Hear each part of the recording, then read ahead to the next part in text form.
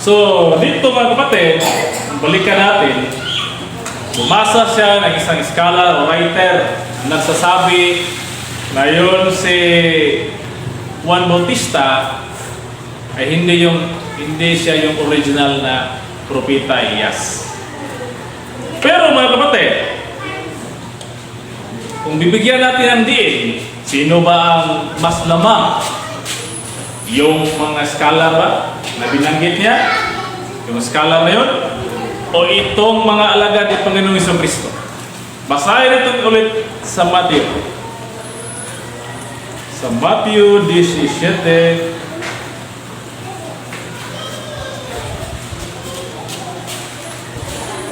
Ito yung nakasulat. Matthew 17, versikulo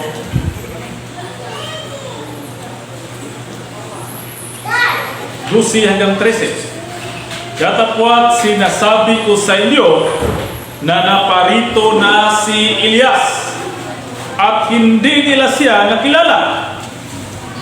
Hindi nila nakilala si Elias, katawan ni Juan Bautista. Kundi ginawa nila sa kanya ang anumang kanilang inibig. Gayon din naman ang anak ng tao ay magbabata sa kanila. 13. Nang magagayoy na pag-unawa ng mga alagad na si Juan Bautista ang sa kanila'y sinasabi niya. So, kailangan pa ba natin ang mga scholar dito, mga kapatid? Hindi na.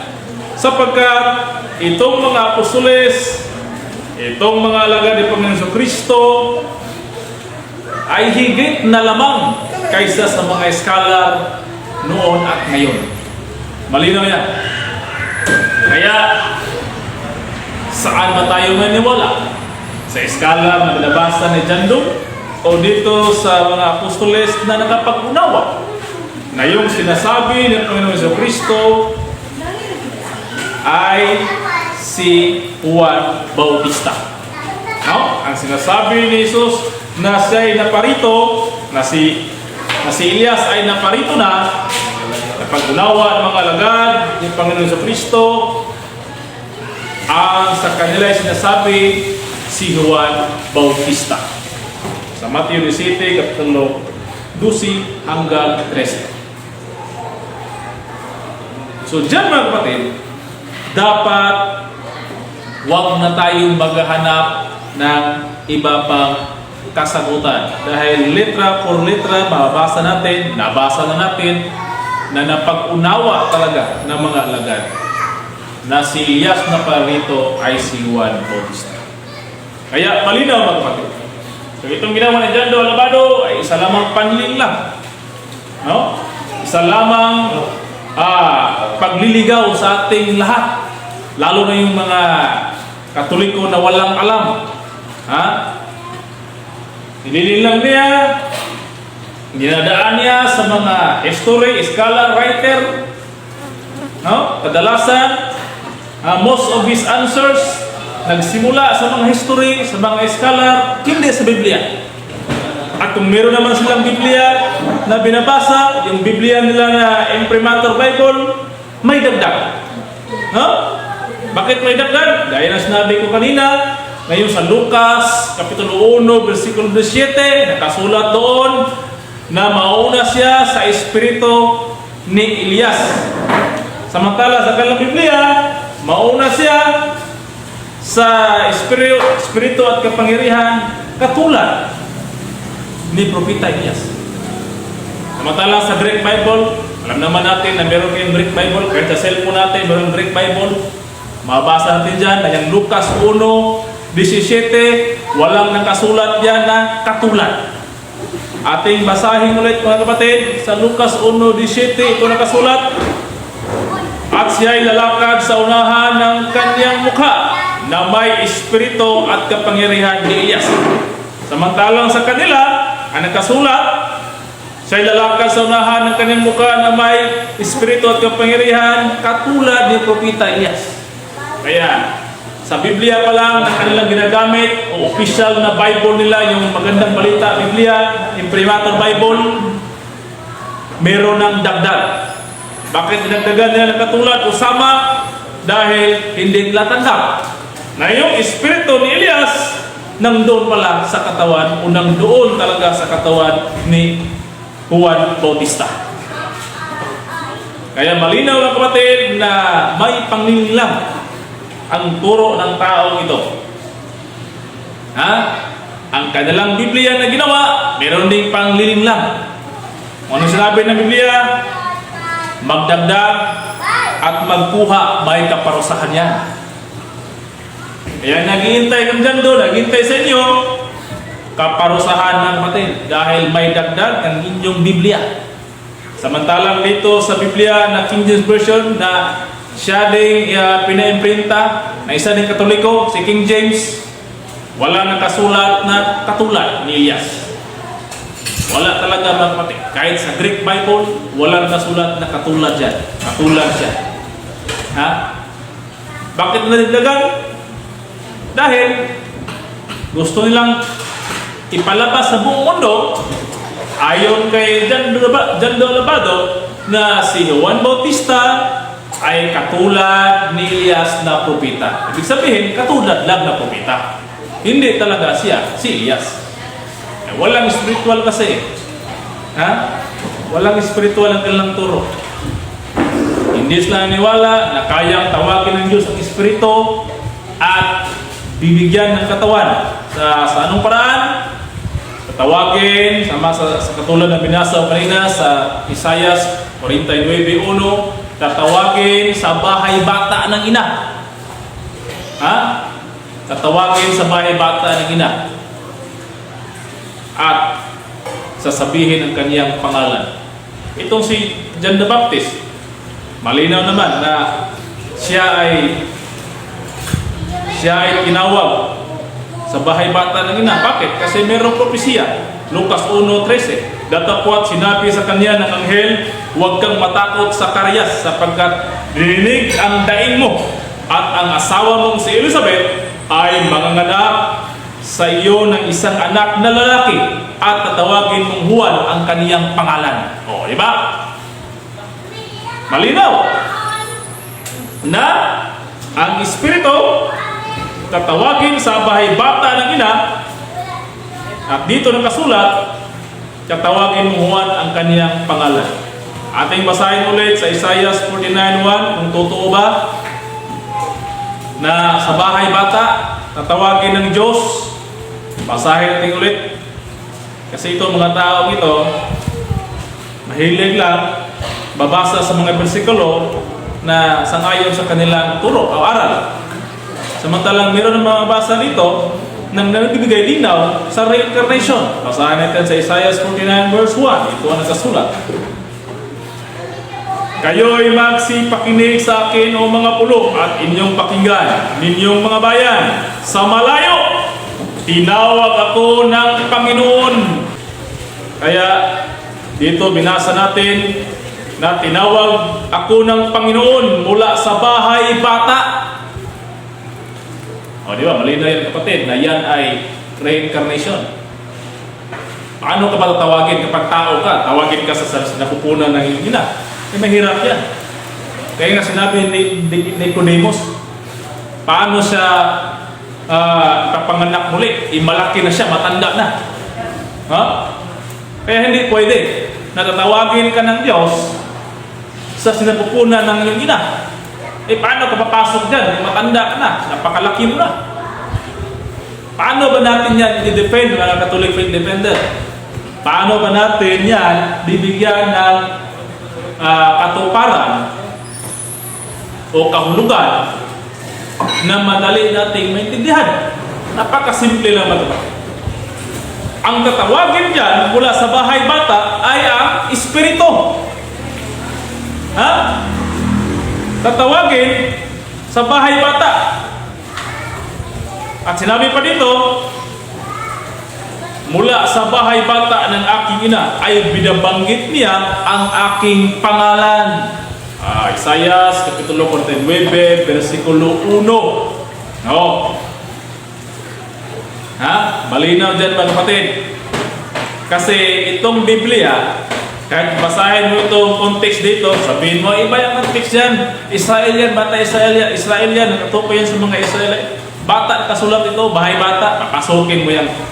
Angkan ng Israel sa bahay bata.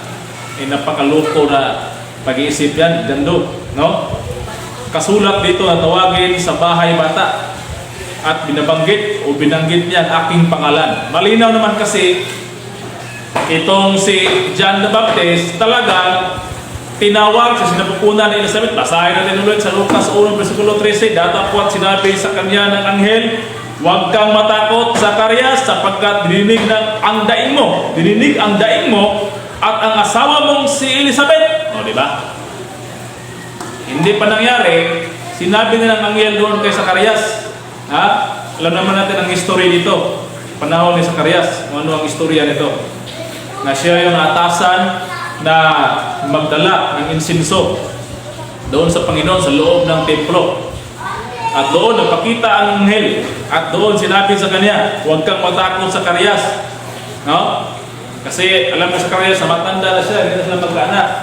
So sabi ng anghel sa kanya, huwag kang matakot sa Zacarias sapagkat dininig ang daing mo at ang asawa mong si Elizabeth ay manganak sa iyo ng isang anak na lalaki. At tatawagin mong Juan ang kaniyang pangalan. So yung bata na ipapanganak ni Elizabeth, Juan ang pangalan. Basahin natin ulit sa Isaiah 49:1. Ito ang nakasulat. Sa malayo, kayo'y magsipakinig sa akin o mga pulo at inyong pakinggan ninyong mga bayan sa malayo. Sa malayo, tinawag ako ng Panginoon mula sa bahay bata. Mula sa bahay bata ng aking ina ay binanggit niya ang aking pangalan.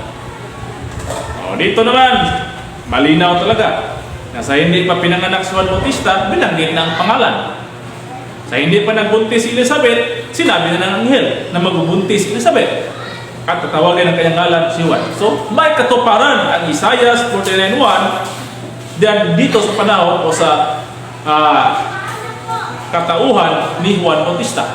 Binanggit ang pangalan at lumabas niya sa sinapupunan o sa bahay bata ng kanyang ina na si Elizabeth. At ang proof natin na reincarnation ito, ang proof natin na espiritu ang tinawag dito, kasi nabasa natin sa Lucas 1:17 na siya ay lalakad sa unahan ng kanyang mukha na may espiritu. Lalakad siya sa unahan. Bakit unahan? Kasi mauna siya. Bago ang dakila at malaking araw ng Panginoon, mauna si Elias. Kaya sinabi dito, siya ay lalakad sa unahan ng kanyang mukha na may espiritu at kapangyarihan ni Elias. Diyan doon, walang nakasulat ito na katulad ni Elias, Napakamali talaga ng Biblia niyo. Dapat palitan mo yan ng King James Version. Kasi itong Biblia na ito, Biblia ito na gamit ng mga protestante. Gagamit pa ba ang protestante na Biblia ito kung may bias ang King James Version? Kung ang King James Version ay may bias, hindi na lang gagamit ang mga protestante. Dahil bias ito. Bakit ang gamit ng protestante ngayon na Biblia ay itong King James Version? Hindi ang magandang balita Biblia niyo na imprimatur. So dyan pala, malaman natin na meron talagang kaibahan ang Biblia ninyo sa Biblia na gamit ng protestante, itong King James Version. Kasi dito, walang kasulat na katulad. So sabi dito, tatawagin sa bahay bata ng ina. At ay sample dito mga kapatid, ang nangyari noon sa panahon ni Juan Bautista, si Juan, mauna siya sa espiritu. Malinaw talaga. Espiritu ay nandun talaga kay Juan. So, Pastor, pakinggan natin. Muling magpapakita sa mundo. Hindi siya. He was a different human being altogether. Ibang nilalang. Binasa niya ang sulat ng isang writer. He was a different human being. Totoo naman talaga kasi pinanganak siya doon na kay Zacarias at Elizabeth. Iba na siya nilalang. Pero yung espiritu nila, hindi iba, hindi magkaiba. Ang espiritu ni Elias at doon sa katawan ni Juan Bautista, iisa lang. Espiritu ni Elias at espiritu ni Juan, iisa lang. Yun ay si Elias. Totoo na magkaiba ang kanilang katawan o imahe. Sapagkat magkaiba na ang kanilang magulang. Diba? Malinaw. Baptist, born through reproduction to Zechariah and Elizabeth. Kaya nga, saan nag-quote ang writer na yan? Dito sa Bible. Yung writer na binasa niya, born daw si Juan kay Elizabeth at saka dito yan sa Biblia nabasa. Dito yan. Tunod. In that sense, John was correct to affirm that he was not Elijah. Sabi niya, totoo raw na yung pag-confirm ni John the Baptist na hindi sa yung si Elijah o Elias. Bakit po nasabi ni John do Alabado na bakit sinabi ng writer dyan na totoo ang pag-confirm, pag-affirm ni Juan na hindi siya si Elijah? Basa natin yan sa sulat ni Juan. Okay, dito natin nabasahin yan. Kapitulo 1, versikulo. Ano natin nabasa? 21. Ito yung nakasulat. Atrasan natin sa 20. At para maunawaan natin ang mabuti. Juan 1, versikulo 20. At kaniyang ipinahayag at hindi ikinaila. At kaniyang ipinahayag, hindi ako ang Kristo. Bakit ito sinabi ni Juan Bautista? Na ito yung sagot niya. Kung atrasan po natin mga kapatid, dito tayo sa 19. Dito tayo magsimula. Dito natin simulang basahin para malaman natin ang kabuang senaryo dito. Sa Juan 1:19. At ito ang patutuo ni Juan nang suguin sa kanya ng mga Hudyo mula sa Jerusalem ang mga saserdote at mga Levita upang sa kanya'y itanong sino ka baga. Ito yung senaryo. Merong sinugo. Ang mga Hudyo merong sinugo upang patutuhanan si Juan. Ito ang patutuo ni Juan upang tanungin si Juan. Suguin sa kanya ng mga Hudyo mula sa Jerusalem ang mga saserdote at mga Levita, mga pare. Mga pare pa ang inutusan, inatasan ng mga Hudyo na mula sa Jerusalem upang sa kanya itanong sino ka baga. So ito yung senaryo. Pinapunta ng mga Hudyo mula sa Jerusalem ang mga saserdote o Levita at Levita upang tanungin si Juan Bautista kung sino ka baga. Ito na sa 20. Ito na ang sagot ni Juan Bautista. At kaniyang ipinahayag at hindi ikinaila. At kaniyang ipinahayag, hindi ako ang Kristo. Sumagot, sinabi ni Juan Bautista, hindi siya ang Kristo. Patuloy natin sa 21. At sa kanya'y kanilang itinanong, kung gayoy, ano nga? Ikaw bagay si Elias? At sinabi niya, hindi ako. Sabihin ni Juan Bautista na hindi siya ang Kristo, tinanong siya ulit ng mga saserdote, ikaw bagay si Elias? At ang sagot naman ni Juan Bautista, sinabi niya, hindi ako. So, hindi siya. Kung ibabatay natin sa sagot ni Juan Bautista, hindi talaga siya.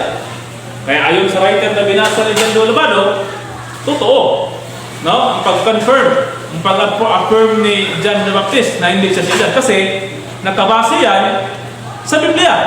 Yang writer na yan, nag-quote mula sa Biblia, sa Juan 1:21.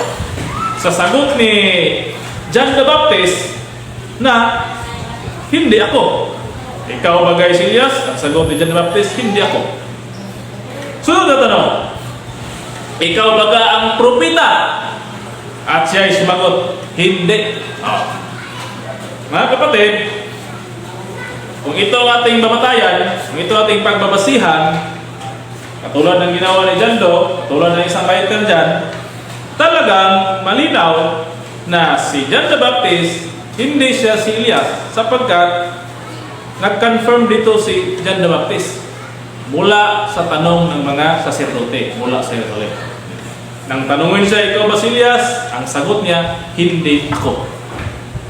So kung dyan ka lang mag-focus, mga kapatid, close na ang inyong pag-iisip, hindi ka open-minded sa ibang mga kasulatan sa Banal na Aklat, at talaga mapapako ka dyan. Delikado ang iyong kaligtasan. Bakit delikado? Hindi lang delikado, napaka-alabado. Bakit alabado?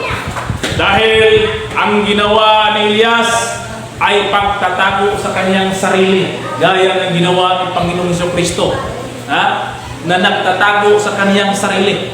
Basahin natin sa Matthew 16. Kung nagtatago ba ang Panginoong Jesucristo noon.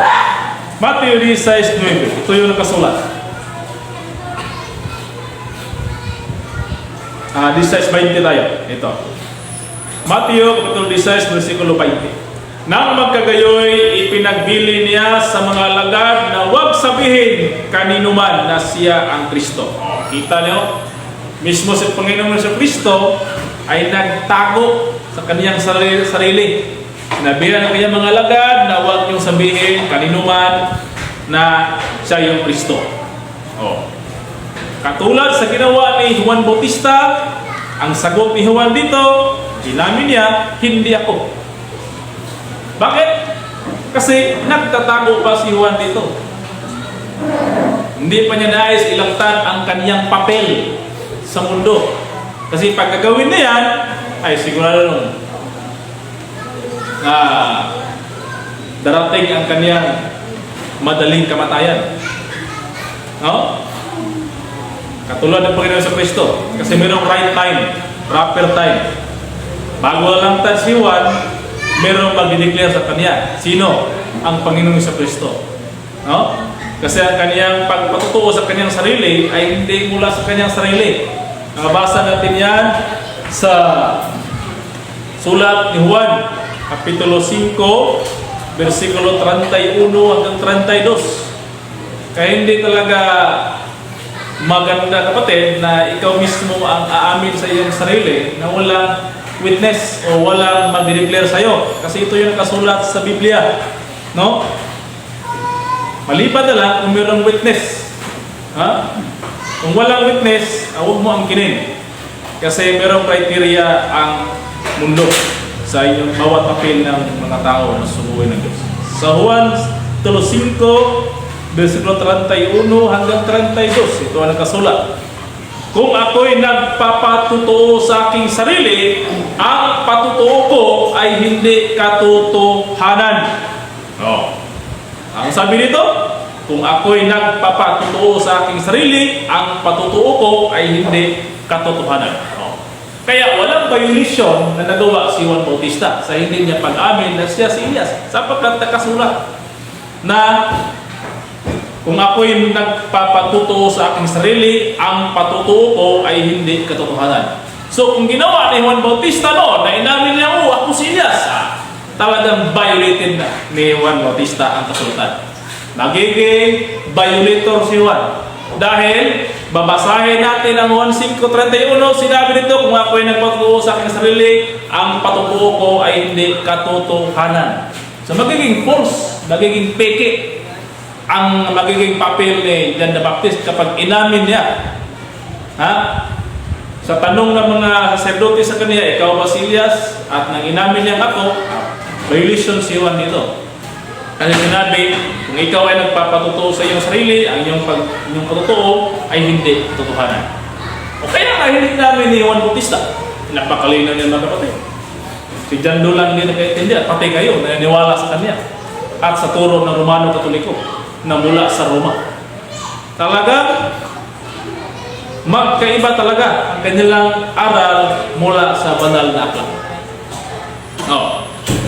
Malinaw mga kapatid na hindi inamin ni Elias ni Juan Bautista na siya si Elias, sapagkat hindi talaga dapat aminin kasi ang sariling pagpapatotoo ay hindi katotohanan ayon sa nabasa natin.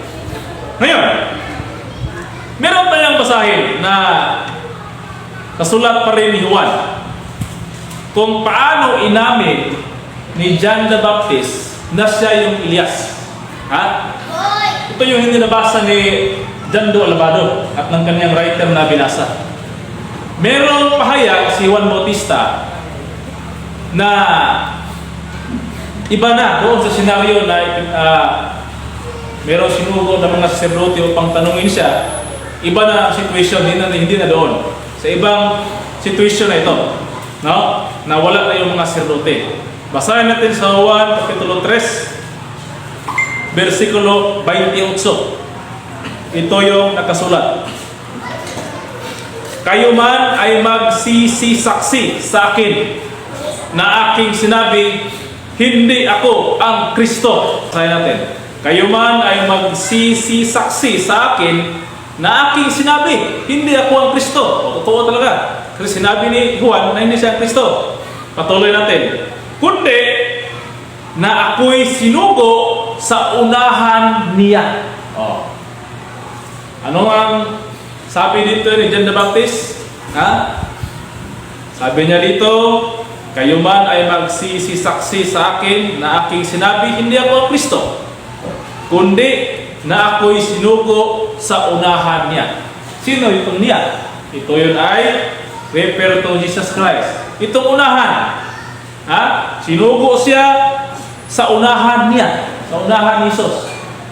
Ito ay yung prophecy tungkol kay Elias na mauna siya bago ang dakilang araw o kaarawan ni Panginoong Isus, unang Diyos. Basahin natin ulit sa Malakias 4, versikulo 5. Narito, aking susuguin sa inyo si Elias na propeta bago dumating ang dakila at kakilabot na kaarawan ng Panginoon. Ano raw? Sinabi dito na susuguin sa inyo si Elias bago. So, bago ang kaarawan ng Panginoon. Ang mauna, si Elias. So, ano ang sabi dito ni Juan? Sabi niya, hindi ako ang Kristo. Kayo man ay magsisaksi sa akin na aking sinabi na hindi ako ang Kristo, kundi na ako'y sinugo sa unahan niya.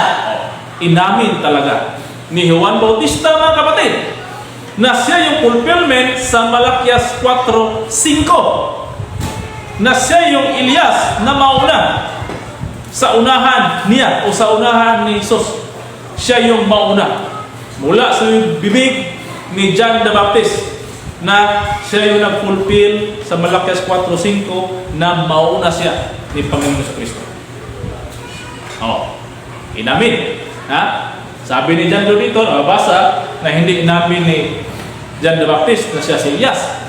Pero dito sa Juan 3:28, malinaw na sinabi ni Elias na hindi ako ang Kristo, pero ako ay sinugo sa unahan niya. Mating intindihin, sino yung mauna kay Jesus Kristo na nalaman ng buong mga Israelitas o ng buong Diyo? Si Elias. Inamin dito ni Juan Bautista na siya yung sinugo sa unahan niya. Juan 3:28. Ito yung hindi nabasa ni John Do Alabado. Kaya alabado talaga ang kanyang mga argumento dito. Ating napakinggan, ating nakita na siya ay nagbabase lamang sa scholar o writer. Nagkukot pa siya ng Indian religion. Diyan daw nagsimula ang reincarnation. Pero siya hindi Hinduism, hindi siya kasali sa Indian religion, siya ay Katoliko. Ibig sabihin ba, ikaw dyan doon, naniwala ka na sa Indian religion? Bakit ka nagbabasa diyan sa history ng Indian religion? At sa binasa mo, wala namang nabasa diyan na in-explain ng Indian religion na ang simula ng incarnation ay ganito, ganito. Hindi. Ang nakasulat dyan ay kung ano ang kanilang paniwala sa reincarnation. No, mga kapatid. Kaya malinaw na hindi niya nasagot kung saan nagsimula o ano ang original ng reincarnation. Base lang siya sa nabasa niya sa history. At dito naman, sa Juan 1:21, hindi namin ni ni Juan na siya si Elias. At bumasa din siya ng scholar o writer na totoo talaga na inamin ni Juan Bautista na hindi siya si Elias. Pero hindi nila binasa kung ano ang katuparan kung bakit sinabi ni Juan na hindi siya si Elias. Malinaw kasi kapag sasabihin niya na siya pagsasagutin ni Juan Bautista na siya si Elias, violation siya. Sa Juan 5:31 na ang patutuo, kung ikaw ay magpatutuo sa iyong sarili, ang iyong totoo ay hindi totoo. Kaya hindi niya namin. Pero dito sa Juan 3:29, sinalita ni Juan Bautista, kayo man ay magsisisaksi sa akin na aking sinabi, hindi ako ang Kristo, kundi na ako'y sinugo sa unahan niya. Napakalinaw na inamin ni John the Baptist na siya yung nasa propesiya sa Malakias 4:5 na mauna siya bago ang dakila at malaking araw ng Diyos. Sa anong paraan? Gaya ng binasa natin kanina sa Lucas 1:17 na mauna siya sa espiritu at kapangyarihan ni Elias. Kaya na hindi siya nakilala ng mga Hudyo, ng mga Israelitas doon sa Jerusalem o sa Israel dahil spiritual ang pagdating ni Elias sa panahon ni Jesucristo. Hindi na material. Hindi na kung ano yung katawan ni Elias doon, ay yun ang susulpot doon sa harapan ni Panginoon Jesus. Hindi na. Dahil sa Lucas 1:17, mabasa na mauna siya sa Espiritu. Espiritu na. Paano ba? Paano ba lumabas si Elias doon sa panahon ni Jesucristo? Paano ba? Espiritu ba talaga? Na parang hangin lang? O sa anong paraan? Basahin natin ulit sa Mateo 11:13 hanggang 14. Sinabi ni Jesus, sapagkat ang lahat ng mapupita at ang kautusan hanggang kay Juan ay nagsipanghula. At kung ibig ninyong tanggapin, ay siya si Elias na pari rito. So ang i-declare, ang diniklara ni Jesus Kristo sa kanyang panahon, hindi ang espiritu na hindi makikita, kundi ang sinabi niya, ang sinabi dito na si Juan, kung ibig ninyong tanggapin, ay siya si Elias na pari rito. Walang sinabi na siya ay katulad ni Elias na pari rito. Di gaya ng Bible niyo na may dagdag. May dagdag talaga ang Biblia ni Dando Alabado. Bakit kaya siya sumangayon na magbasa, mag-study siya ng Biblia na hindi Biblia na tanggap ng karamihan? Bakit? Kasi ang Biblia nila ay tanging ang kanilang grupo lamang ng Katoliko ang nagbabasa. Ang tanging grupo lang ng Katoliko ang nag-aaral dyan kung anong kasulat. Kasi merong nakasulat kasi dyan na may dagdag katulad dito sa Lucas 1:17. Sa kanilang Biblia, sinabi na siya'y mauna. Siya'y mauna, lalakad sa unahan, sa espiritu at kapangyarihan na katulad ni Propeta Elias. Talagang niluloko tayo ng tao ito. Unang kanilang grupo, unang kanilang Bibliang ginawa. Ginawa nila si Elias na hindi, ginawa nila si Juan na katulad lamang ni Elias. Samantalang sa sinabi ni Panginoon Jesucristo na siya talaga ay si Elias na para rito kung ibig niyo siyang tanggapin. Hanggang ngayon, hindi tinanggap. Mismo ang Romano Katoliko na succession ng Apostol Pedro ay hindi pa rin tinanggap na si Juan Bautista ay si Elias.